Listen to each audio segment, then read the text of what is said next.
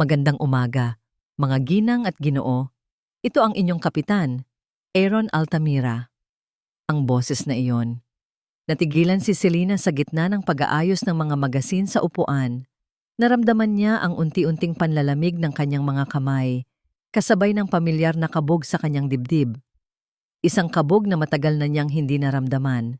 Isang kabog na pilit niyang tinatakasan sa loob ng halos 10 taon. Ang boses na iyon, malalim, kalmado, at puno ng awtoridad. Boses na minsan ay naging musika sa kanyang pandinig, pero ngayon ay tila isang babala ng paparating na unos. Hindi maaari. Sa dinami-dami ng piloto sa Altamira Airlines, bakit siya pa? Bakit ngayon pa? Nasa tamang taas na tayo para sa ating paglalakbay patungong Cebu. Ang ating inaasahang oras ng pagdating ay sa ganap na 10:10 ng umaga. Muli, maraming salamat sa pagpili sa Altamira Airlines. Napapikit ng mariin si Selena. Gusto niyang isipin na nagkakamali lang siya ng dinig, na baka kapangalan lang, ngunit walang puwang para sa pagkakamali. May mga bagay sa mundo na kahit gaano mo kahigpit ibaon sa limot, hindi mo kailanman mapagkakamalan. At ang boses ni Aaron ay isa na roon. Selena, okay ka lang?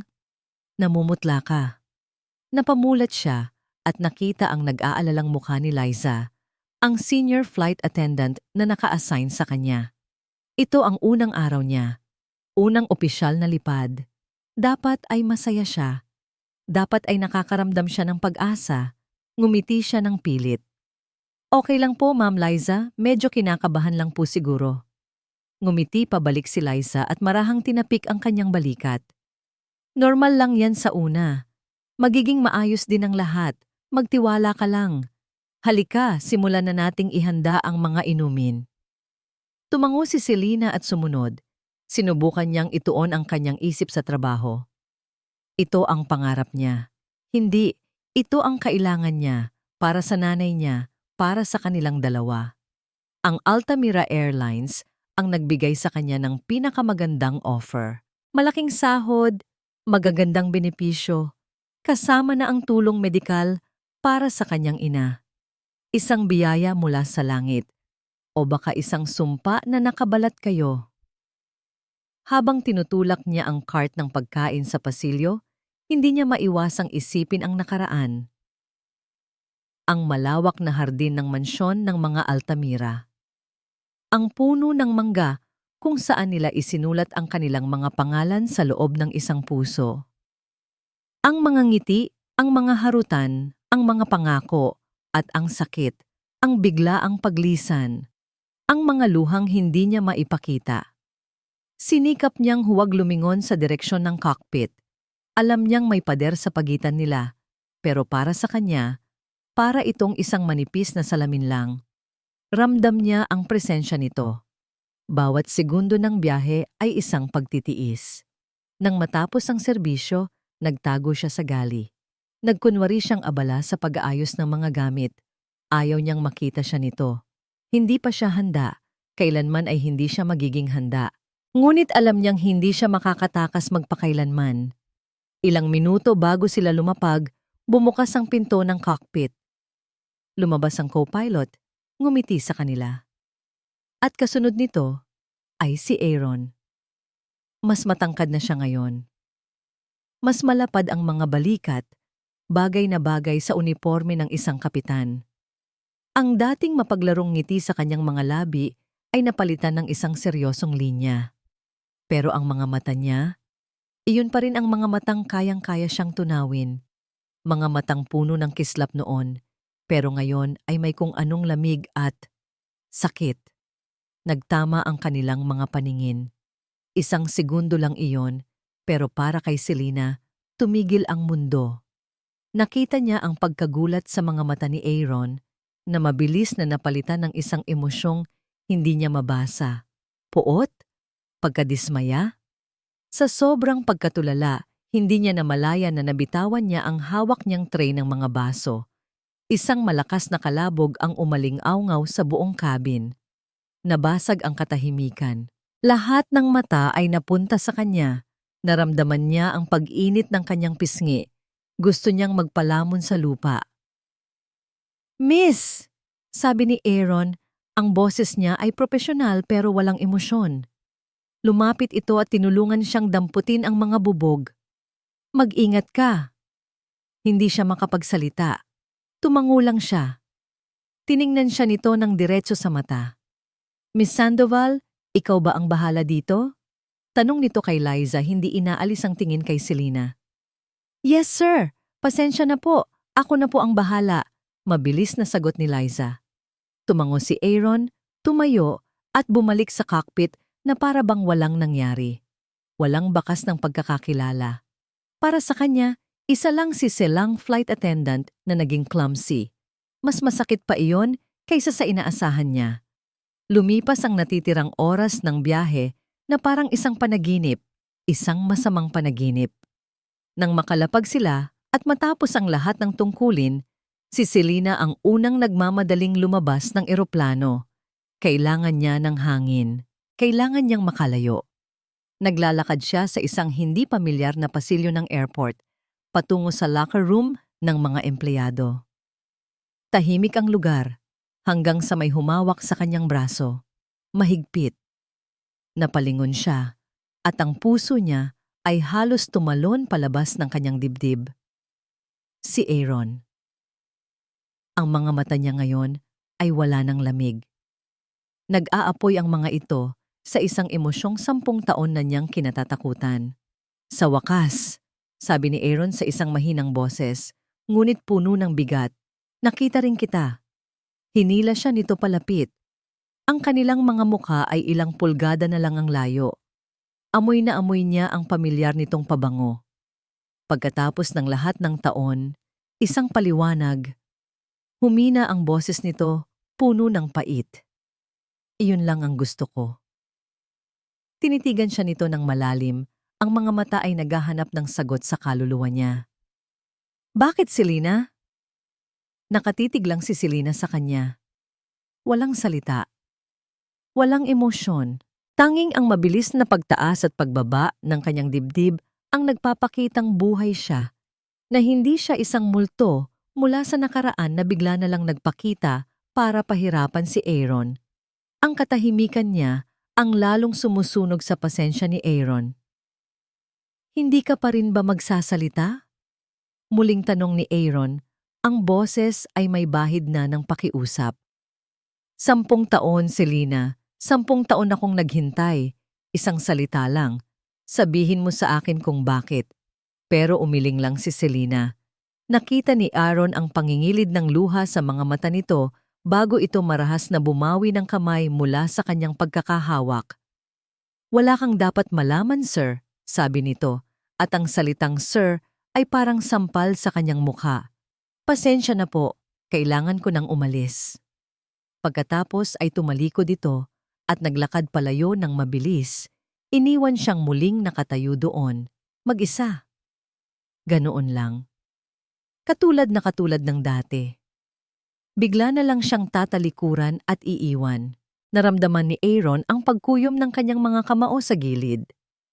Isang pamilyar na kirot ang kumalat sa kanyang dibdib. Ang kirot ng pag-iwan. Ang sugat na akala niya ay naghilom na. Pero sa isang iglap, muling bumuka at dumugo. Ang karangyaan ng kanyang condominium unit ay hindi kailanman nabigo na ipaalala sa kanya kung gaano siya kaisa. Mula sa malaking bintanang salamin, tanaw niya ang kumikinang na mga ilaw ng syudad. Isang tanawin na nagkakahalaga ng milyon-milyon. Mayaman siya, matagumpay, iginagalang. Siya si Kapitan Aaron Altamira. Nasa kanya na ang lahat ng bagay na hindi niya nakuha noon. Pero bakit pakiramdam niya ay kulang pa rin? Bakit ang isang sulyap lang mula sa babaeng iyon ay kayang-kayang wasakin ang lahat ng pinaghirapan niyang itayo sa loob ng 10 taon? Naupo siya sa mamahaling leather na sofa at ipinatong ang kanyang mga siko sa tuhod, sabay sa bunot sa sariling buhok. Bumalik na naman ang mga alaala. Automatiko niyang tiningnan ang kanyang kanang pulso. Doon, bahagyang natatakpan ng manggas ng kanyang uniforme, ay ang isang manipis at medyo kupas ng asul na sinulid na pulseras. Ang tanging bagay na naiwan nito, hinaplos niya ito, at sa isang iglap, bumalik siya sa nakaraan. Push-egg ka na. 16 na taong gulang siya noon at si Selena ay 15. Nakaupo sila sa ilalim ng paborito nilang puno ng mangga sa likod bahay ng mansyon. Mainit ang sikat ng araw, pero malamig ang simoy ng hangin. "Para saan to?" tanong ni Selena habang inaabot ni Aaron ang isang maliit na kahon. "Buksan mo." Dahan-dahang binuksan ni Selena ang kahon. Sa loob nito ay ang isang simpleng asul na pulseras. Hindi ito mamahalin. Gawa lang sa sinulid at may maliliit na beads. "Ako ang gumawa niyan," sabi ni Aaron, medyo nahihiya. "Para sa'yo." Nakita niya ang pamumula ng mga pisngi ni Selena. "Bakit kulay asul?" "Dahil yan ang kulay ng langit," sagot ni Aaron. "Para kahit nasaan ka man, kapag tumingala ka, maaalala mo ako." Isinuot ni Aaron ang pulseras sa payat na pulso ni Selena. Tamang-tama ang sukat. "Pangako, Selena," bulong niya. "Habang suot mo yan, hinding-hindi kita pababayaan. Proprotektahan kita kahit kanino." Gumiti si Selena. Isang ngiti na kayang magpaliwanag ng buong mundo ni Aaron. "Pangako, Aaron." Napapikit si Aaron sa sakit ng alaala. Isang pangakong napako. Dahil isang linggo lang matapos noon, nagising siya isang umaga na wala na sila. Si Selena at ang kanyang ina, si Aling Nena, ay bigla na lang naglaho. Naalala niya ang pagtakbo niya sa buong mansyon. Mula sa kwarto ng mga katulong hanggang sa hardin. Tinatawag niya ang pangalan ni Selena, pero tanging ang katahimikan lang ang sumasagot sa kanya. "Nasaan po si Selena?" tanong niya sa isa sa mga kasambahay. "Umalis na sila, Sir Aaron," sagot nito, umiiwas ng tingin. "Saan sila pumunta?" "Hindi po namin alam." Hinanap niya ang kanyang ama, si Don Ricardo. Nakita niya itong kalmadong nagbabasa ng dyaryo sa kanyang opisina. "Dad, nasaan sila, Selena?" Tumingin ito sa kanya mula sa ibabaw ng salamin nito. "Pinatalsik ko na ang nanay niya at kasama na rin siya, syempre. Isang kahihiyan sa pamilyang ito." "Ano? Bakit?" "Huwag mo nang alamin ang mga bagay na hindi mo dapat pakialaman, Aaron. Mas makakabuti sa'yo na kalimutan mo na ang anak ng katulong na yon." Nagalit siya. Nagwala. Pero wala siyang nagawa. Sa gabing iyon, habang naglalakad siya sa hardin, sa ilalim ng puno ng mangga, nakita niya ang isang bagay na kumikinang sa damuhan. Ang asul na pulseras. Naiwan nito, o baka sinadya niyang iwan. Isang senyales na ang kanilang mga pangako ay wala ng halaga. Simula noon, siya na ang nagsusuot nito. Isang paalala. Hindi ng pagmamahal, kundi ng kataksilan. Biglang nag-ring ang kanyang cellphone, pumutol sa kanyang pag-iisip.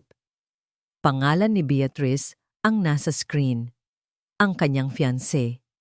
Ang babaeng pinili ng kanyang ama para sa kanya. "Hello, love," sabi nito sa kabilang linya.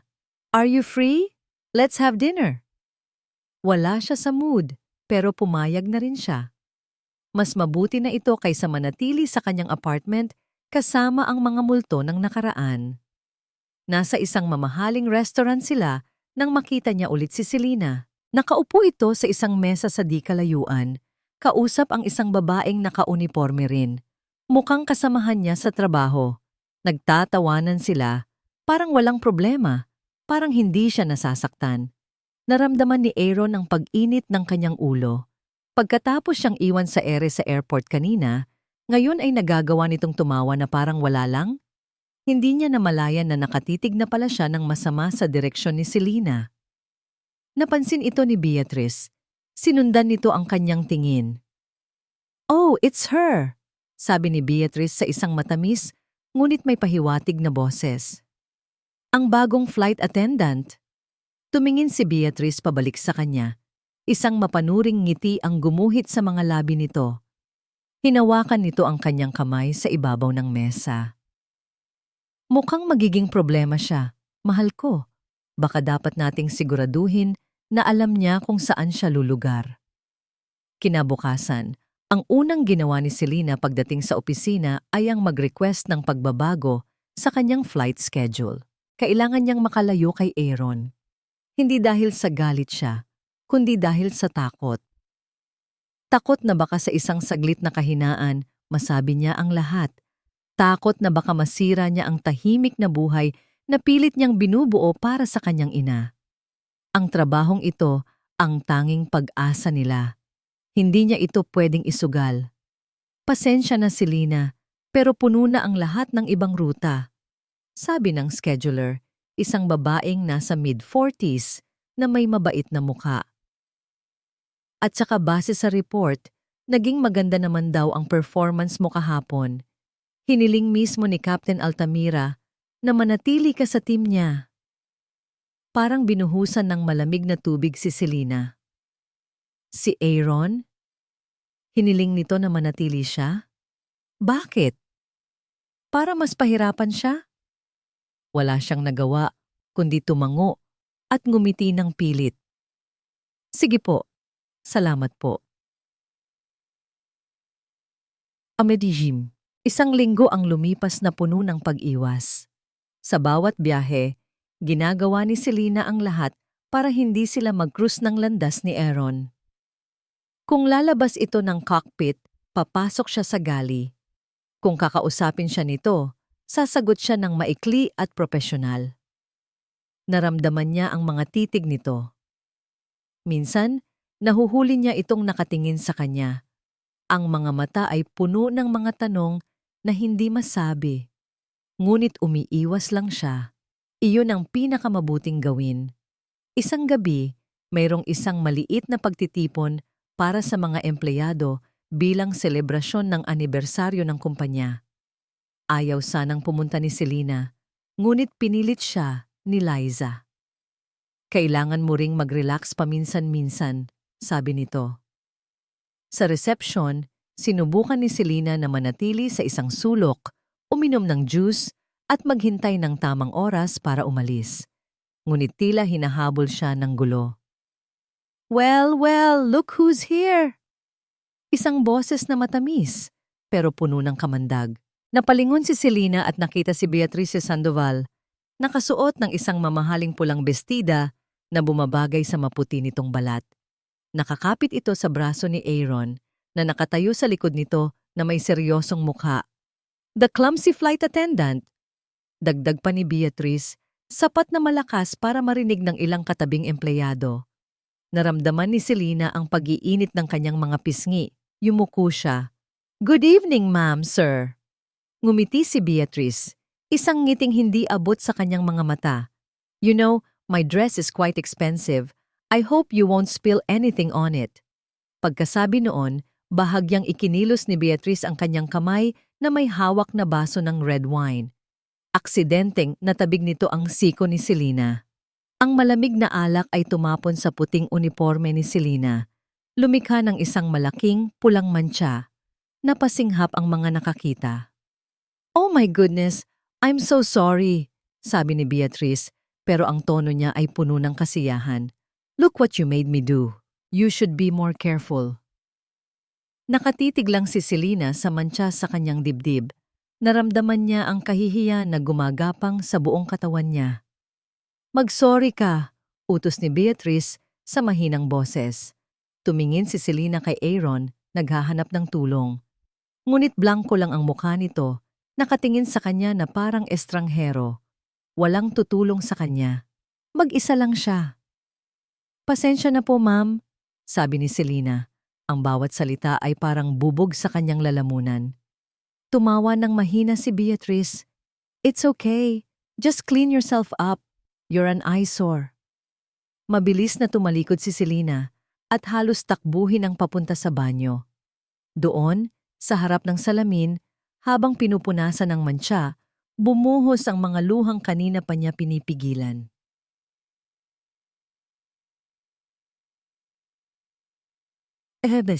Kinabukasan, pagkatapos niyang dalawin ang kanyang ina sa ospital, halos madurog ang puso ni Selena nang makita kung gaano na ito kahina. Ang perang kinikita niya ay sapat lang para sa mga gamot at bayad sa ospital. Kailangan niya ang trabahong ito. Para sa nanay niya, pabalik sa opisina para kunin ang kanyang schedule, hinarang siya ng isang sekretarya. Miss Selena, pinapatawag po kayo sa opisina ni Mr. Altamira. Sinong Mr. Altamira po? Tanong niya, umaasang hindi ang taong iniisip niya. Si Don Ricardo po, ang CEO, ang ama ni Aaron. Nanlamig ang buong katawan ni Selena. Sinundan niya ang sekretarya papunta sa isang malaki at marangyang opisina. Nakaupo sa likod ng isang malaking mesa ay si Don Ricardo Altamira, ang lalaking nagpalayas sa kanila 10 taon na ang nakalipas. Mukha itong mas tumanda pero ang mga mata nito ay ganoon pa rin. Malamig at mapanuri. Maupo ka, Hija, sabi nito. Ang boses ay kalmado pero mabigat. Naupo si Selena sa upuang nasa harap ng mesa. Ikinagagalak kong malaman na nagtatrabaho ka na para sa aming kumpanya simula nito. Isang malaking tulong, hindi ba? Lalo na't may sakit ang iyong ina. Tumangulang si Selena. Alam nito. Siyempre, alam nito ang lahat. May utang na loob ka sa amin, Selena, direktang sabi ni Don Ricardo. At ang tanging hinihiling kong kabayaran ay isang simpleng bagay. Tumingin ito ng diretso sa kanyang mga mata. Layuan mo ang anak ko. Naiintindihan mo ba? Huwag mong hayaang masira ang mga plano ko para sa kanya. Isa ka lang distraction. Isang pagkakamali mula sa nakaraan na dapat ay manatili sa nakaraan. Hindi makapagsalita si Selena. Ang takot ay tila isang kamay na sumasakal sa kanya. Naiintindihan mo ba ako, Selena? Ulit nito, mas may diin. Oo po, sir. Mabuti. Tumayo ito, senyalis na tapos na ang usapan. Makakaalis ka na. Nanginginig na tumayo si Selena at lumabas ng opisina. Pakiramdam niya ay hindi siya makahinga. Pagbalik niya sa kanyang desk, may isang puting envelope na naghihintay sa kanya. Isang opisyal na memo mula sa Human Resources. Binuksan niya ito. Bilang pagkilala sa iyong mahusay na serbisyo, ikinagagalak naming ipaalam sa iyo na ikaw ay na-promote. Simula sa susunod na linggo, ikaw ay itatalaga bilang personal flight attendant para sa lahat ng domestic at international flights ni Captain Aaron Altamira. Napaupo si Selena sa kanyang upuan. Napatingin siya sa kawalan. Ito na nga. Sinubukan niyang tumakas pero lalo lang siyang kinulong. Dati, may pagpipilian pa siya. Ngayon wala na. Nasa loob na siya ng laro ng mga Altamira. At sa larong ito, alam niyang siya ang laging talo. Ang desisyon ng management na gawing personal flight attendant niya si Selena ay isang bagay na parehong ikinasiya at ikinainis ni Aaron. Masaya siya dahil ngayon, wala na itong takas. Mapipilitan itong harapin siya araw-araw. Umaasa siyang sa pagkakataong ito, bibigay na ito at bibigyan siya ng sagot na 10 taon niyang hinintay, pero naiinis din siya. Dahil ang bawat segundo na malapit ito sa kanya ay isang pagpapaalala ng sakit. Ang bawat pilit na sir na lumalabas sa bibig nito ay parang isang patalim na tumutusok sa kanyang puso. Sa unang linggo ng kanilang bagong setup, ang tensyon sa pagitan nila ay halos hinihiwa sa hangin. Professional sila sa harap ng ibang tao, pero kapag sila na lang dalawa sa gali o sa isang tahimik na sulok ng eroplano, ang katahimikan ay puno ng mga salitang hindi masabi. Napansin ni Aaron ang pagbabago kay Selena. Hindi ito ang babaeng masaya at walang pakialam na nakita niya sa restaurant kasama si Beatrice. Sa malapitan, kitang-kita niya ang pagod sa mga mata nito. Ang malalim na bilog sa ilalim ng mga ito na pilit tinatago ng makeup. Ang bahagyang panginginig ng mga kamay nito kapag inaabot ang isang baso ng tubig. Hindi tugma. Isang hapon, Pagkatapos ng biyahe mula Davao, nakita niyang nagmamadaling umalis si Selena. Hindi ito sumabay sa service van ng kumpanya. Naglakad ito palabas ng airport at pumara ng jeep. Hindi niya alam kung anong pumasok sa isip niya, pero sumakay siya sa kanyang kotse at sinundan ang jeep na sinakyan nito. Naramdaman niya ang isang kaba na hindi niya maintindihan. Bakit niya ito ginagawa? Bumaba si Selena sa isang mataong lugar sa Quiapo. Naglakad ito sa mga eskinita at sinundan lang siya ni Aaron mula sa malayo. Huminto ito sa harap ng isang malaki, luma at pampublikong ospital. Natigilan si Aaron. Isang ospital? Pumasok si Selena sa loob. Naghintay si Aaron sa kanyang kotse sa tapat. Lumipas ang 1, 2, 3 oras. Gabi na nang lumabas si Selena. Ang mukha nito ay lalong mukhang pagod, ang mga balikat ay tila pasan ang buong mundo. Sa sandaling iyon, gumuho ang lahat ng galit sa puso ni Aaron. Napalitan ito ng pag-aalala. Ano man ang dahilan ng pag-alis ni Selena noon, malinaw na hindi ito para sa isang magandang buhay. Mayroon itong pinagdadaanan. Isang bagay na mabigat. Kinabukasan, hinarap niya ang kanyang ama sa mansyon. Dad, gusto kong malaman ang totoong dahilan kung bakit ninyo pinaalis si Aling Nena noon, diretsong tanong ni Aaron. Tumingin si Don Ricardo mula sa kanyang tasa ng kape, walang bakas ng pagkagulat. I told you it was a disgrace. Nahulihan siya ng droga sa kanyang kwarto. Case closed. Hindi ako naniniwala, giit ni Aaron. Kilala ko si Aling Nena. Hinding-hindi niya gagawin yon. Aaron, malamig na sabi ng kanyang ama. Matagal nang tapos ang isyong yan. Huwag mo nang ibalik. It will do you no good. Ang boses nito ay may babala, may mali. Naramdaman ni Aaron na may itinatago ang kanyang ama. Ang sagot nito ay masyadong simple, masyadong malamig. Dahil sa pagdududa, may isang tao siyang naisip na pwedeng makasagot sa kanyang mga tanong. Kinuha niya ang kanyang cellphone at hinanap ang isang lumang numero, si Manang Flora. Ang dati nilang mayordoman na nagretiro na at umuwi sa probinsya. Siya ang pinakamalapit kay Aling Nena noon. Nagring ang telepono ng ilang beses bago may sumagot. Hello? Isang medyo matandang boses. Manang Flora? Si Aaron po ito. Si Aaron Altamira. Narinig ni Aaron ang pagkagulat sa kabilang linya. Sir Aaron? Iho, kamusta ka na? Mabuti po, Manang. Kayo po. Heto, matanda na. Tumawa ito ng bahagya. Bakit ka napatawag, Iho? May problema ba? Huminga ng malalim si Aaron. Manang, may itatanong po sana ako tungkol sa nangyari noon. Kina Aling Nena at Selena. Biglang natahimik ang kabilang linya. Ang masayang tono ni Manang Flora ay biglang nawala. Manang? Anong tungkol doon, Iho? Nanginginig ang boses nito. Gusto ko pong malaman ang totoo. Tungkol sa droga. Totoo po ba yon?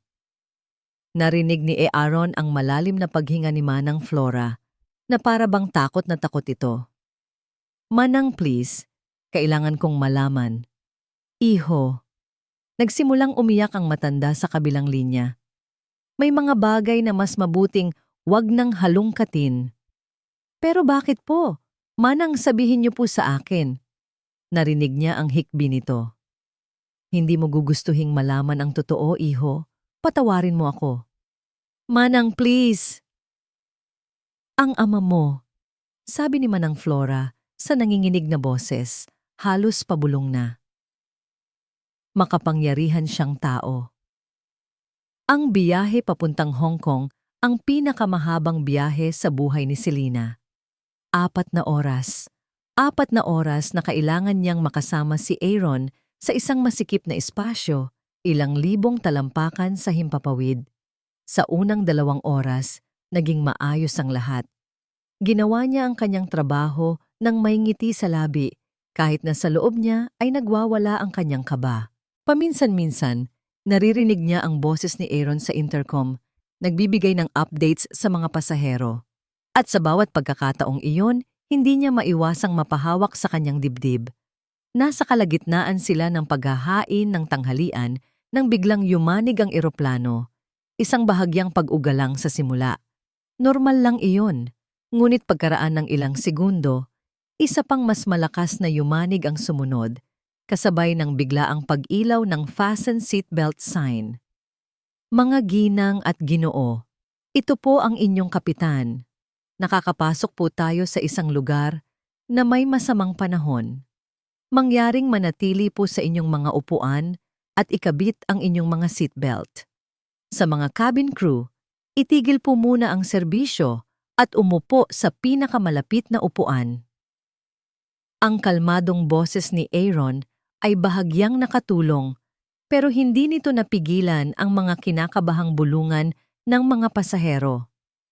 Sinunod ni Selena ang utos, tinulak ang food cart papunta sa galley. Ngunit bago pa siya makarating doon, isa pang marahas na paguga ang halos nagpatumba sa kanya. Napahawak siya ng mahigpit sa mga upuan. Ang mga sigaw ng ilang pasahero ay nagsimula ng umalingaw-ngaw. Naramdaman ni Selena ang panlalamig ng kanyang mga kamay. Ayaw niyang ipakita, pero natatakot din siya. Biglang bumukas ang pinto ng cockpit. Lumabas si Aaron. Ang mukha niya ay seryoso pero kalmado. "Everyone stay calm," sabi niya sa isang malakas at malinaw na boses. "This is just standard turbulence. Everything is under control." Ang presensya niya ay tila may mahika.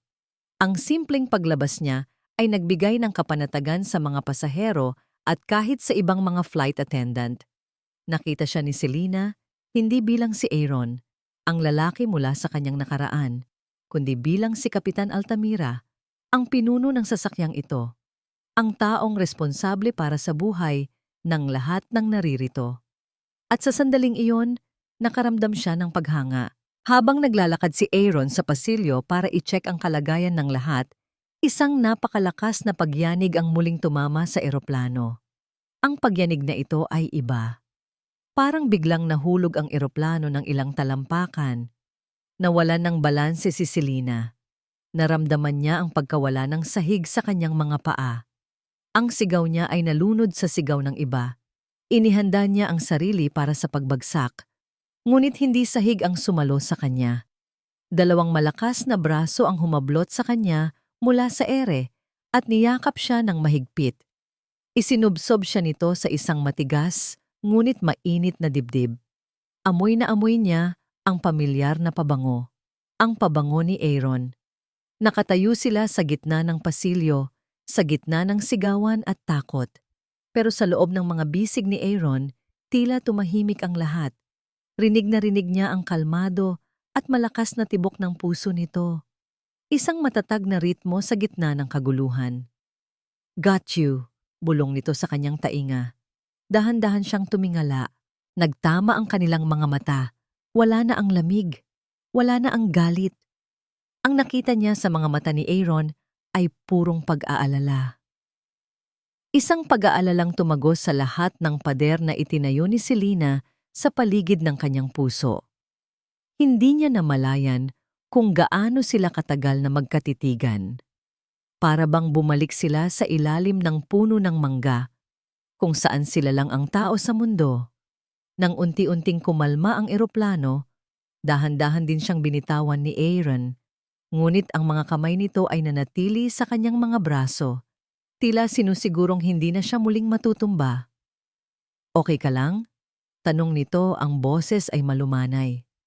Tumangulang si Selena, hindi makapagsalita. Naramdaman niya ang pamumula ng kanyang pisngi. Bumalik na si Aaron sa cockpit. Nagpatuloy ang biyahe na parang walang nangyari. Ngunit para kay Selena nagbago ang lahat. Ang maliit na pag-asa na pilit niyang pinapatay ay muling umusbong. Baka may pag-asa pa. Baka naiintindihan na niya. Pagkalapag nila sa Hong Kong, habang nag-aayos siya ng kanyang gamit, lumapit si Aaron sa kanya. "Selena," sabi nito. "Sir? Gusto ko lang siguraduhin na okay ka lang talaga." Tinitigan siya nito. "At gusto ko ring malaman." Huminga ito ng malalim. "Kumusta ang nanay mo?" Natigilan si Selena. Paano niya nalaman? Ang tanong na iyon, ang simpleng tanong na iyon, ang bumasag sa natitirang yelo sa kanyang puso. Alam niya at nag-aalala siya. Bago pa siya makasagot, isang boses ang pumutol sa kanilang pag-uusap. Aaron, love! Si Beatrice. Nakatayo ito sa may pintuan ng eroplano. Nakangiti ng matamis. Paano ito nakapasok dito? Lumapit ito at agad na kumapit sa braso ni Aaron, ganap na binaliwala ang pagkakaroon ni Selena. I was so worried when I heard about the turbulence. Buti na lang ligtas ka. Beatrice, what are you doing here? Tanong ni Aaron, bahagyang nagulat. Sinusundo ka, of course. Ngumiti si Beatrice, pagkatapos ay tumingin kay Selena na may panunuya. Pagkatapos, bumalik ang tingin niya kay Aaron. Itinaas nito ang kanyang cellphone. Anyway, love, may kailangan kang makita, sabi nito sa isang seryosong tono. May nagpadala sa akin nito. I think you deserve to know what kind of person she really is. Ipinakita ni Beatrice ang screen ng cellphone kay Aaron. Hindi ito makita ni Selena ng malinaw, pero isa itong litrato. Isang litratong kuha mula sa malayo, kung saan may isang lalaking nag-aabot sa kanya ng isang puting sobre na puno ng pera. Ang lalaking iyon ay mula sa isang charity foundation na tumulong sa bayarin sa ospital, pero sa litrato, mukha itong isang madilim na transaksyon. Nakita ni Selena ang pagbabago sa mukha ni Aaron. Ang pag-aalala sa mga mata nito kanina ay dahan-dahang napalitan ng pamilyar na lamig, ng pagdududa, at ng sakit. Hindi ako naniniwala sa'yo. Iyon ang mga salitang binitiwan ni Aaron kay Beatrice habang nakatayo sila sa lobby ng hotel. Malamig, matigas, walang bakas ng pagdududa. Natigilan si Beatrice. What? Aaron, kitang-kita na sa litrato. Tumatanggap siya ng pera sa kung sinong lalaki. For all we know, tumigil ka na, Beatrice, putol ni Aaron. Ang pagod sa kanyang boses ay halatang halata. Hindi ko alam kung anong laro ang nilalaro mo, pero ayoko nang makisali. Uuwi na ako. Tumalikod siya at iniwan itong nakanganga, puno ng pagkainis. Hindi na niya hinintay ang sagot nito. Hindi na mahalaga. Sa buong biyahe pabalik ng Pilipinas, hindi niya kinausap si Selena. Hindi dahil sa galit siya sa litrato, kundi dahil sa sarili niya. Dahil sa isang saglit, muntik na naman siyang magpadala sa pagdududa. Muntik na naman niyang husgahan ito nang hindi nalalaman ang buong kwento. Ang pag-aalala sa mga mata nito kanina sa eroplano, ang pagod na nakita niya sa ospital, iyon ang totoo. Hindi ang isang litratong gawa-gawa lang. Ngunit ang mga salita ni Manang Flora at ang pag-iwas ng kanyang ama ay bumabagabag sa kanya. May isang malaking piraso ng puzzle na nawawala. At alam niyang may isang tao pa siyang hindi natatanong. Isang taong imposibleng hindi malaman ang katotohanan. Ang kanyang ina. Naabutan niya si Doña Isabela Altamira sa malawak nilang sala, abala sa pag-aayos ng mga puting rosas sa isang florera. Ang kanyang ina ay larawan ng kagandahan at kahinahunan. Isang perpektong may bahay para sa isang perpektong pamilya. O iyon ang akala ng lahat. Ma! Tawag ni Aaron. Ngumiti si Doña Isabela nang makita siya. Aaron, anak, maaga kang umuwi. Kailangan ko po kayong makausap, sabi ni Aaron. Umupo sa sofa sa tapat nito. Nakita ng kanyang ina ang seryosong ekspresyon sa kanyang mukha. Dahan-dahan nitong ibinaba ang hawak na bulaklak. Tungkol saan, anak? Huminga ng malalim si Aaron. Tungkol po kay Aling Nena at kay Selena. Sa isang iglap, nawala ang ngiti sa mga labi ni Doña Isabela. Ang mga kamay nito na nakapatong sa mesa ay bahagyang nanginig. Aaron? Matagal na yon. Nakita ko si Selena, ma. Nagtatrabaho siya sa airline. At nakita ko rin kung saan siya pumupunta pagkatapos ng trabaho. Tinitigan niya ang ina. Sa isang pampublikong ospital. Ma, sabihin niyo po sa akin ang totoo. Bakit niyo sila pinaalis? Umiwas ng tingin si Doña Isabela. Sinabi na ng ama mo, may kasalanan ng nanay niya. Hindi po ako naniniwala at alam kong kayo rin, giit ni Aaron. Ma, 10 taon. 10 taon akong nabuhay sa galit dahil akala ko basta na lang niya ako iniwan. Pero ngayon, nakikita kong may mali. May mali sa buong kwento. Please, sabihin niyo na po sa akin. Ang pakiusap sa boses ni Aaron ay tila isang malakas na dagok para kay Doña Isabela. Dahan-dahan, nagsimulang mamuo ang mga luha sa mga mata nito. Patawarin mo ako, anak, hikbi nito. Ma? Hindi totoo. Umiling-iling ito. Ang mga luha ay tuluyan ng bumuhos. Walang droga, walang kasalanan si Nena. Set up lang ang lahat. Kinilabutan si Aaron. Sino? Si Dad? Tumango ang kanyang ina habang umiiyak. Natatakot siya. Natatakot siyang masira ang mga plano niya para sa'yo dahil lang sa pagtingin mo sa anak ng isang kasambahay. He saw her as a threat. So, patawarin mo ako, Aaron. Wala akong nagawa. Masyadong makapangyarihan ang ama mo. Natakot ako. Parang gumuho ang mundo ni Aaron. Totoo nga, ang lahat ng hinala niya ay totoo. Ang sakit na dinanas ni Selena, ang hirap ng buhay nila ngayon, lahat dahil sa kanyang ama. Automatikong napahawak siya sa asul na pulseras sa kanyang pulso. Iniwan niya to, sabi niya sa mahinang boses, puno ng pait. Iniwan niya bilang simbolo na wala na siyang pakialam. Tumingin si Doña Isabela sa pulseras at lalo itong napahagulgol. Hindi Aaron, sabi nito sa basag na boses. Nagkakamali ka. Anong ibig niyong sabihin? Ang pulseras na yan. Tumingin ito sa kanya, ang mga mata ay puno ng sakit at pagsisisi. Hindi kay Selena yan. Napakunot ang noo ni Aaron. Ano? Ako ang nagbigay nito sa kanya. Umiling ang kanyang ina. Bago sila umalis, noong gabing pinalayas sila ng ama mo, pinuntahan ko si Selena. Palihim, inabot ko sa kanya ang pulseras na yan. Pero bakit? Bilang isang paumanhin, hikbi ni Doña Isabela. Isang duwag na paumanhin dahil hindi ko sila kayang ipagtanggol. Inabot ko yan sa kanya. Pero hindi niya tinanggap. Binitiwan niya sa lupa at sinabing hindi niya kailangan ng paumanhin, kailangan nila ng katarungan. Natulala si Aaron. Ang buong katawan niya ay nanigas. Umalis sila, pagpapatuloy ng kanyang ina. At ikaw ang nakapulot niyan sa hardin kinabukasan, hindi ba? Akala mo, iniwan niya. Pero ang totoo, Aaron, tinanggihan niya. Tinanggihan niya ang simbolo ng aking kaduwagan. Parang isang bombang sumabog sa loob ng isip ni Aaron ang katotohanang iyon, ang pulseras. Ang bagay na pinanghawakan niya sa loob ng 10 taon bilang simbolo ng kataksilan ni Selena ay simbolo pala ng kasalanan ng kanyang sariling ina. Ang 10 taon ng galit niya ay nakabatay sa isang kasinungalingan. Tinitigan niya ang ina. Ang isip ay gulong-gulo.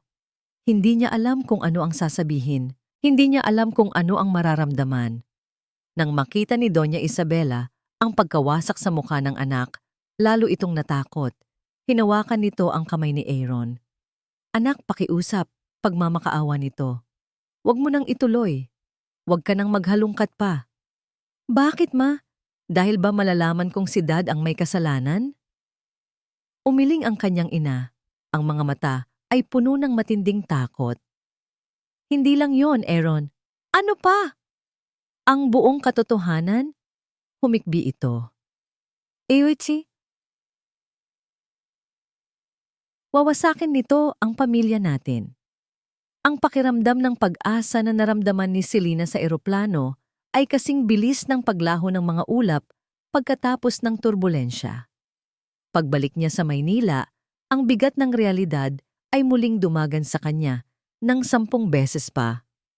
Ang unang dagok ay dumating mula sa ospital. Miss Selena, sabi ng babae mula sa billing section, ang muka ay puno ng pakikiramay. May problema po tayo sa coverage ng inyong ina. Mukhang may nag-pull out ng malaking donasyon na nakalaan sana para sa mga charity patients, kasama na ang nanay ninyo. Kung hindi po tayo makakahanap ng paraan, baka kailanganin po nating ilipat si Mrs. Nena sa ibang ward o sa ibang pasilidad. Nanlamig ang buong katawan ni Selena. Alam niya kung sino ang may gawa nito. Hindi ito nagkataon lang. Ito ay isang babala mula kay Don Ricardo. Isang paraan para ipaalala sa kanya kung sino ang may hawak ng mga baraha. Ang pangalawang dagok ay sumunod agad sa opisina. Ipinatawag siya para sa isang random security check. Hinalughog ang kanyang locker sa harap ng security personnel at ilang katrabaho. At mula sa ilalim ng kanyang mga damit, natagpuan nila ang isang maliit na pouch na naglalaman ng nawawalang access card ng isang senior pilot. Isang malaking paglabag sa seguridad. Hindi sa akin yan, pagtatanggol ni Selena sa sarili. Ang boses ay nanginginig. Hindi ko alam kung paano yan napunta dyan. Pero wala nang naniwala sa kanya. Ang mga katrabaho niya na dati palangiti sa kanya ay ngayon nakatingin ng may pagdududa. Si Beatrice, na nagkataong nandoon, ay umiling-iling na may pekeng pagkadismaya.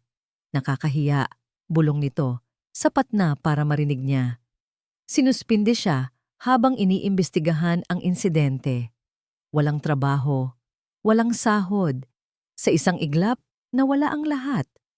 Ang kanyang trabaho, ang kanyang reputasyon, at ang pinakamahalaga sa lahat, ang kakayahan niyang alagaan ang kanyang ina.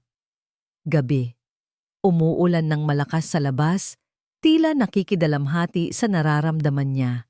Nakaupo si Selena sa maliit na bintana ng inuupahan nilang kwarto. Yakap-yakap ang kanyang mga tuhod. Tiningnan niya ang kanyang natutulog na ina sa papag. Ang mukha nito ay payapa, ngunit alam ni Selena na sa likod ng kapayapaang iyon ay ang sakit at paghihirap, at siya ang dahilan. Naging pabigat siya, mula noon hanggang ngayon. Ang pagbabalik niya sa buhay ng mga Altamira ay hindi nagdulot ng katarungan. Nagdulot lang ito ng mas matinding kapahamakan. Tama si Don Ricardo. Isa lang siyang pagkakamali. Isang distraction. Kinuha niya ang isang papel at isang ballpen. Ang bawat letra na isinusulat niya ay tila mas mabigat kaysa sa nauna. To the HR department, please accept this letter as my formal resignation. Isinulat niya ang mga salita ng walang emosyon. Manhid na siya, pagod na siyang lumaban, pagod na siyang umasa. Marahil ito talaga ang tadhana niya. Ang laging tumatakbo, ang laging nang iiwan. Kinabukasan, maaga siyang pumasok sa opisina. Tahimik pa ang lahat. Iniwan niya ang kanyang resignation letter sa ibabaw ng mesa ng kanyang supervisor. Pagkatapos, iniwan niya rin ang kanyang company ID sa reception. Habang naglalakad siya palabas ng gusali ng Altamira Airlines sa huling pagkakataon, hindi niya maiwasang lumingon. Ang malaking logo ng kumpanya ay tila nang uuyam sa kanya. Isang simbolo ng pangarap na minsan niyang naabot, pero hindi para sa kanya. Hindi na siya luluha. Ubos na. Ang kailangan na lang niyang gawin ay umalis. Umalis ng Maynila. Maghanap ng ibang lugar kung saan hindi sila aabuti ng anino ng mga Altamira. Mag-uumpisa silang muli. Kahit gaano kahirap, babalik siya sa pagtakbo. Dahil doon lang naman siya magaling. Ihaw. Galing si Aaron sa isang mahaba at nakakapagod na pag-uusap sa kanyang ina. Ang isip niya ay isang malaking gulo. Kasinungalingan. Pagsisisi. Takot. Pumasok siya sa kanyang opisina, umaasang ang pagiging abala sa trabaho ay makakatulong sa kanya na ayusin ang mga piraso ng kanyang nawasak na mundo. Ngunit sa ibabaw ng kanyang mesa, sa gitna ng mga flight plans at mga report, may isang puting sobreng nakapatong. Hindi para sa kanya. Naka-address ito sa HR, ngunit may isang sticky note na nakadikit dito. For Captain Altamira's information. Kinunutan niya ito ng noo. Binuksan niya ang sobre. Isang maikling sulat lang ang laman nito. Isang resignation letter. Nakatatak sa ibaba ang pangalan at pirma ng taong nagpabago sa takbo ng kanyang mundo. Hindi lang isang beses, kundi 2 beses. Selena. Effective immediately. Nabitawan ni Aaron ang papel. Tila biglang huminto ang pag-ikot ng mundo. Hindi. Hindi pwedeng mangyari ito. Hindi ulit. Hindi na niya hahayaang mawala ito nang hindi nalalaman ng lahat. Hindi na niya hahayaang manalo ang mga kasinungalingan. Hindi. Isang salita lang ang umikot sa isip ni Aaron habang nakatitig sa resignation letter ni Selena. Hindi. Hindi niya papayagan ito. Hindi na muli. Tinapon niya ang papel sa mesa. Hindi na siya nag-isip. Kinuha niya ang susi ng kanyang kotse at mabilis na tinungo ang pinto. Wala siyang pakialam sa mga meeting. Wala siyang pakialam sa mga biyahe. May isang bagay lang siyang kailangang gawin.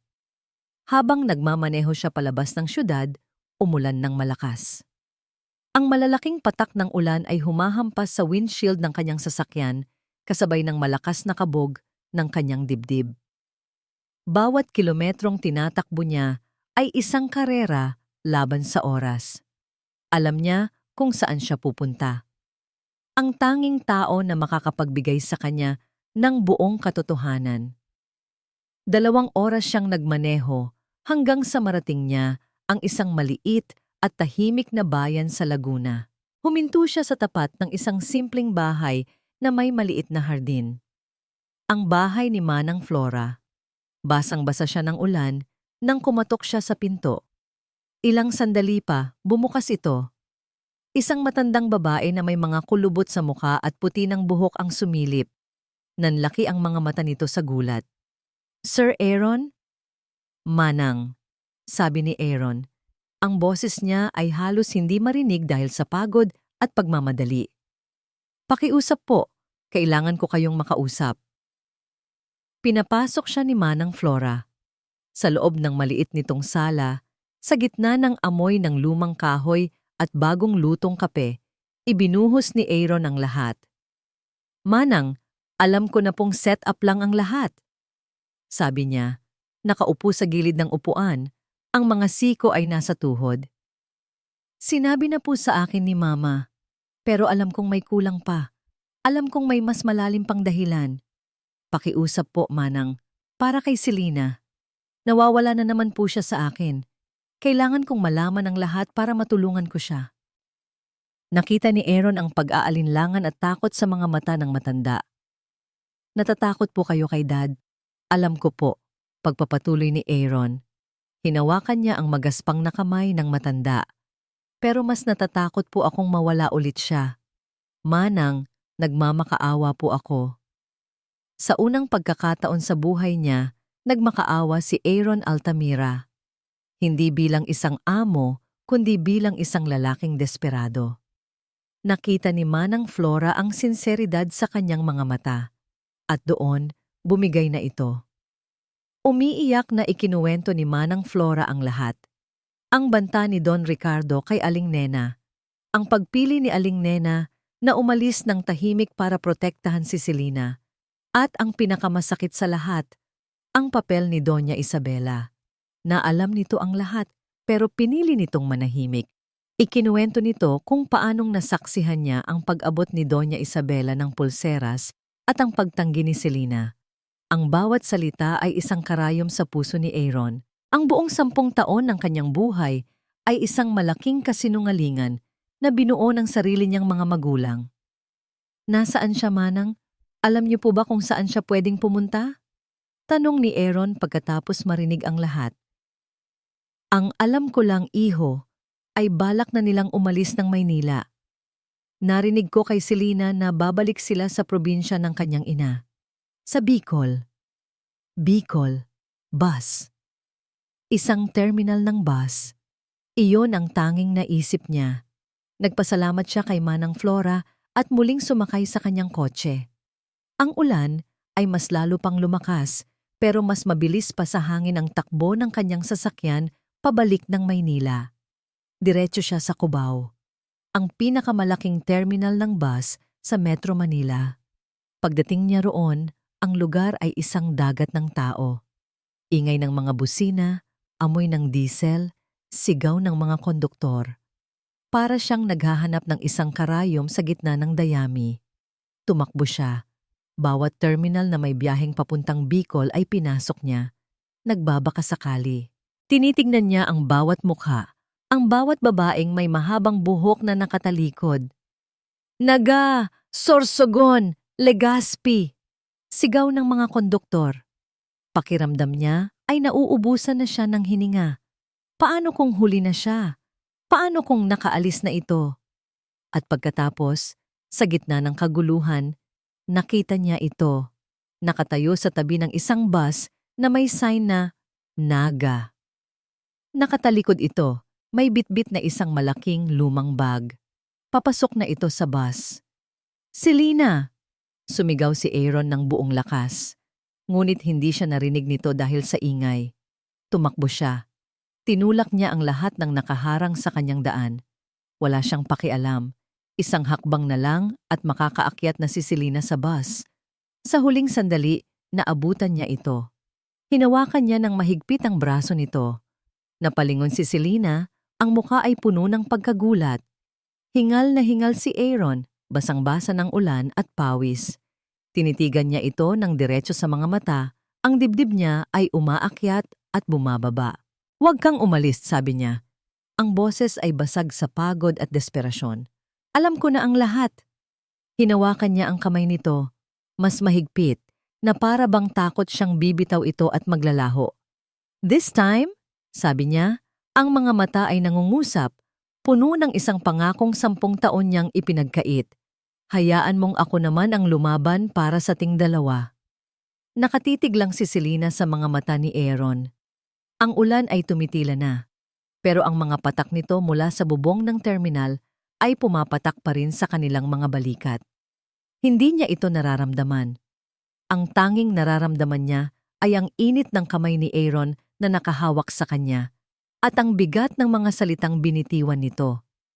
Hayaan mong ako naman ang lumaban para sa ting dalawa. Isang parte sa kanya ang gustong maniwala, isang parte na pagod ng tumakbo. Ngunit mas malaki ang parte na natatakot. Aaron, hindi mo naiintindihan, bulong niya. Ang pamilya mo, masyado silang makapangyarihan. Madudurog lang tayo. Noon yon, umiling si Aaron. Ang mga mata ay puno ng determinasyon na hindi pa niya nakikita kailanman. Noon, mag-isa ka lang. Ngayon, hindi na. Lumapit ito ng bahagya. Hindi ka na nag-iisa, Selena. Andito ako. Maniwala ka sa akin. Kahit ngayon lang. Tumingin si Selena sa bus na handa nang umalis. Iyon ang daan patungo sa kaligtasan, sa isang tahimik na buhay. Ngunit alam niya, sa kaibuturan ng kanyang puso, na iyon ay buhay pa rin ng pagtakbo. Buhay na puno ng paano kung. Tumingin siyang muli kay Aaron, sa lalaking minsan niyang minahal ng buong puso. At sa isang iglap, nagdesisyon siya. Sa buong biyahe papunta sa mansyon ng mga Altamira, hindi sila nag-usap. Magkahawak lang ang kanilang mga kamay. Ang bawat minutong lumilipas ay nagpapabigat sa kaba sa dibdib ni Selena. Ang mansyon. Ang gintong kulungan na minsan niyang tinuring na tahanan, na naging dahilan ng kanyang pinakamasamang bangungot. Nang huminto ang kotse ni Aaron sa tapat ng malaking pinto, bumalik ang lahat ng takot, ngunit humigpit ang hawak ni Aaron sa kanyang kamay. Sabay tayo, sabi nito. Tumango siya. Mula sa labas, rinig na rinig nila ang tawanan at ang tunog ng mga kubyertos. Mayroong pagdiriwang. Pumasok sila sa loob. Ang mga katulong na nakakita sa kanila ay natigilan. Ang mga matay na lalaki sa gulat. Walang pumigil sa kanila. Diretso silang naglakad papunta sa dining hall. At doon, Sa isang mahabang mesa na puno ng masasarap na pagkain at mamahaling alak, nakita niya sila. Si Don Ricardo, nakaupo sa dulo, mukhang hari. Si Beatrice, magandang-maganda sa kanyang bestida, nakaupo sa tabi ni Aaron, na dapat sana ay nandoon. At si Doña Isabela, tahimik na nakaupo sa tabi ng kanyang asawa. May mga bisita rin silang kasama, mga importanteng tao sa lipunan, base sa kanilang mga kasuotan. Nang pumasok sila, tumigil ang lahat. Tumigil ang tawanan. Tumigil ang kwentuhan. Lahat ng mga mata ay napunta sa kanila, kay Aaron, at sa babaeng hamak na nakahawak sa kanyang kamay. Nakita ni Selena ang pagbabago sa mukha ng lahat. Ang pagkagulat sa mga bisita, ang nag-aalab na galit sa mga mata ni Don Ricardo, ang pagkasuklam sa mukha ni Beatrice, at ang purong takot sa mukha ni Doña Isabela. "Aaron, what is the meaning of this?" Sigaw ni Don Ricardo tumatayo. "At anong ginagawa ng babaeng yan dito?" Binitawan ni Aaron ang kamay ni Selena, ngunit nanatili itong nakatayo sa tabi niya, isang pader na hindi magigiba. "Good evening, Dad. Ladies and gentlemen," kalmadong bati ni Aaron. "I'm sorry to interrupt your dinner, pero may isang bagay lang po akong kailangang linawin." Tumingin si Aaron sa kanyang ama. "Dad, for 10 years, I believed your lies." "Anong pinagsasabi mo?" "Ang kasinungalingan na si Aling Nena ay isang drug user." Pagpapatuloy ni Aaron, ang boses ay tumataas na. "Ang kasinungalingan na si Selena ay basta na lang nang iwan. Ang kasinungalingan na ginawa niyo ang lahat para sa kapakanan ko. Pero ang totoo, Dad, ginawa niyo ang lahat para sa sarili niyo, para sa reputasyon niyo, para sa mga plano niyo." "Kasinungalingan!" sigaw ni Don Ricardo. "Huwag kang maniwala sa babaeng yan, Aaron. Pera lang ang habol niyan. Isang hamak na anak ng katulong na gusto lang umangat sa buhay." "Tama na, Dad," sigaw pabalik ni Aaron. "Alam ko na ang lahat. Inutusan niyo ang isang tauhan niyo na maglagay ng droga sa kwarto ni Aling Nena. Tinakot niyo siya para umalis sila ng tahimik. At ngayon, ginagamit niyo na naman ang kapangyarihan niyo para ipatanggal siya sa trabaho at ipatigil ang tulong medikal para sa nanay niya." Natigilan ang lahat. Ang mga bisita ay nagbubulungan. Si Beatrice ay namutla. "That's a lie!" sabi ni Beatrice tumatayo. "Aaron, nababaliw ka na ba? Pinagtatanggol mo ang babaeng yan?" Ngunit hindi siya pinansin ni Aaron. Ang mga mata nito ay nakatutok lamang sa isang tao, sa kanyang ina. "Ma," sabi ni Aaron. Ang boses ay biglang lumambot, puno ng sakit. "Please, sabihin niyo na po ang totoo." Lahat ng mata ay napunta kay Doña Isabela. Nakayuko lang ito, nanginginig ang mga balikat. Si Don Ricardo ay tinitignan ito ng masama, isang tingin na nagbabanta. Pero dahan-dahan, itinaas ni Doña Isabela ang kanyang ulo. Ang mukha niya ay basang-basa ng luha. Tumingin siya sa kanyang asawa, pagkatapos ay kay Aaron, at sa huli, kay Selena. Isang tingin na puno ng pagsisisi. Dahan-dahan siyang tumayo. "Tama na, Ricardo," sabi niya sa nanginginig na boses. "Tama na ang pagpapanggap." Tumingin siya sa kanilang mga bisita, sa kahihiyan at katotohanan. "Ang sinasabi ng anak ko, lahat ng iyon," humikbi siya. "Ay, totoo." Parang isang bombang sumabog sa loob ng silid. "Isabela! Ano bang—" "Ako ang duwag!" Pagpapatuloy ni Doña Isabela, hindi pinapansin ng asawa. "Alam ko ang lahat. Alam kong set up lang iyon, pero wala akong ginawa. Nanahimik lang ako dahil natakot ako sa kanya." Tumingin siya kay Selena. Ang mga mata ay nagmamakaawa ng kapatawaran. "Patawarin mo ako, Hija. Patawarin niyo ako." Ang pag-amin na iyon ang huling dagok. Ang sandata na tuluyang nagpabagsak sa kaharian ng kasinungalingan ni Don Ricardo Altamira. Tinitigan ni Don Ricardo ang kanyang asawa, ang mukha ay puno ng hindi makapaniwalang galit. Ang pagkakanulo na ito, mula sa taong inaasahan niyang laging nasa panig niya, ay isang bagay na hindi niya matanggap. Bigla siyang napahawak sa kanyang dibdib. Ang kanyang muka ay biglang namutla. Napasinghap siya, nahihirapang huminga. At sa harap ng lahat, sa gitna ng katahimikan, si Don Ricardo Altamira ay bumagsak sa sahig. Lumipas ang 6 na buwan. Ang pagbagsak ni Don Ricardo sa gitna ng hapagkainan ay hindi lang pagbagsak ng isang tao, kundi pagbagsak ng isang buong imperyo na itinayo sa kasinungalingan. Inatake siya sa puso. Nakaligtas siya. Ngunit ang insidente, kasama ang pag-amin ni Doña Isabela, ay naging isang malaking iskandalo. Isa-isang umatras ang mga business partners. Ang Altamira Airlines ay humarap sa isang malaking krisis. Si Don Ricardo, ngayong mahina na at nakakulong sa isang wheelchair sa kanilang mansyon, ay walang nagawa kundi panoorin ang unti-unting pagguho ng lahat ng kanyang pinaghirapan. Ngunit higit sa pera at kapangyarihan, ang nawala sa kanya ay ang respeto ng kanyang sariling pamilya. Isang hapon, nakaupo si Aaron sa tabi ng kama ng kanyang ama. Matagal silang hindi nag-usap, ngunit ngayon, sa katahimikan ng kwarto, may isang bagong pag-unawa. Umalis na si Beatrice, basag ni Aaron sa katahimikan. She's with her family in the States now. Tumangulang ang kanyang ama, nakatingin sa malayo. Si Mama, pagpapatuloy ni Aaron, nasa isang retreat siya ngayon, trying to find herself, to forgive herself, pero babalik din siya. Muling tumango si Don Ricardo. Aalis na rin ako sa Altamira Airlines, sabi ni Aaron. Hindi bilang kapitan, I will help rebuild the company from the ground up, the right way this time. Sa wakas, lumingon si Don Ricardo sa kanyang anak. Sa unang pagkakataon, walang galit sa mga mata nito. Tanging pagod at pagsisisi. I'm sorry, son, sabi nito sa isang mahinang, garalgal na boses. Hindi sumagot si Aaron. Tumayo lang siya at bago siya lumabas ng kwarto, marahan niyang tinapik ang balikat ng kanyang ama. Isang maliit na gesto. Ngunit sapat na iyon. Isang simula ng pagpapatawad.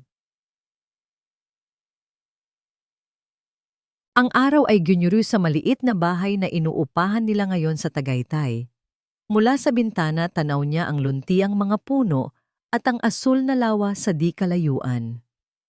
Selina anak, masarap itong bagong tsaa na binili mo, sabi ng kanyang ina mula sa rocking chair sa kanilang maliit na beranda.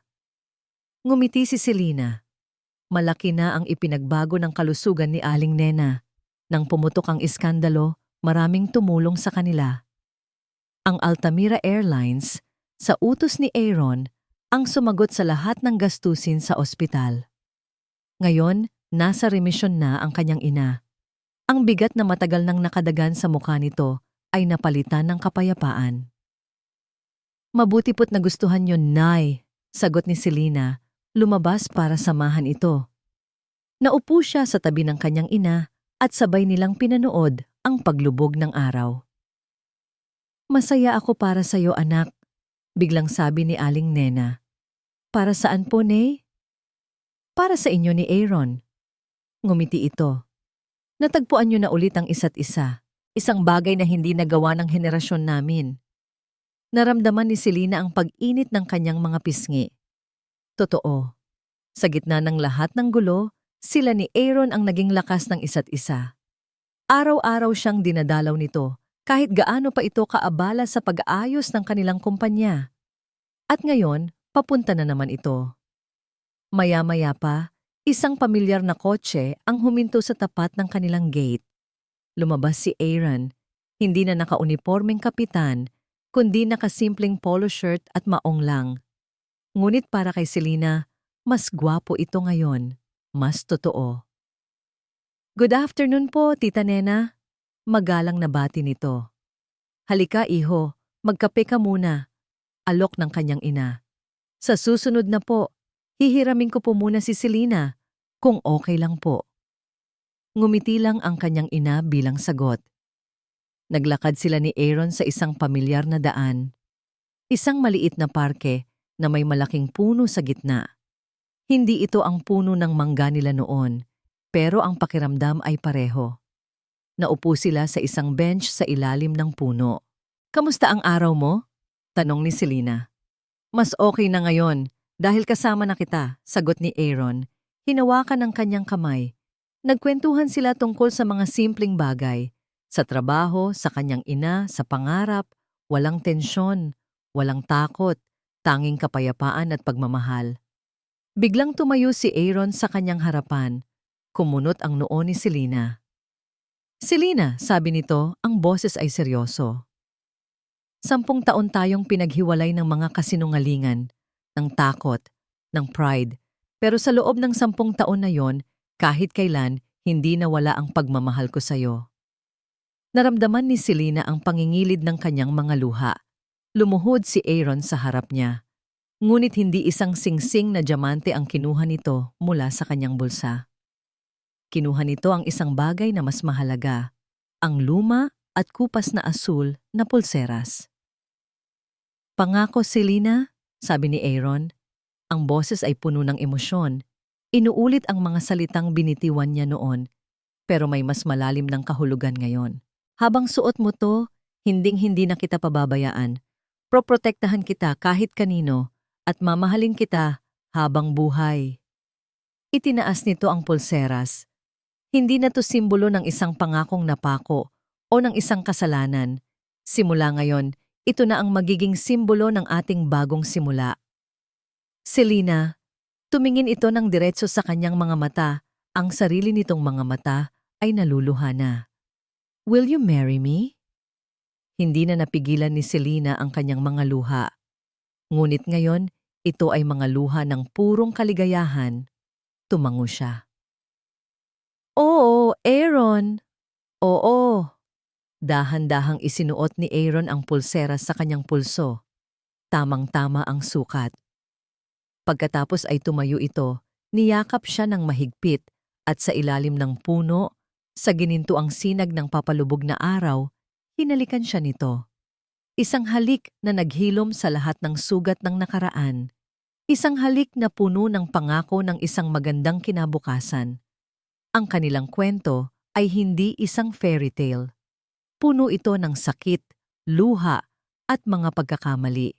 Ngunit sa huli, natagpuan nila ang pinakamahalagang bagay sa lahat, ang pag-ibig na itinayo sa pundasyon ng katotohanan, pagpapatawad, at isang pananampalatayang hindi na muling matitinag.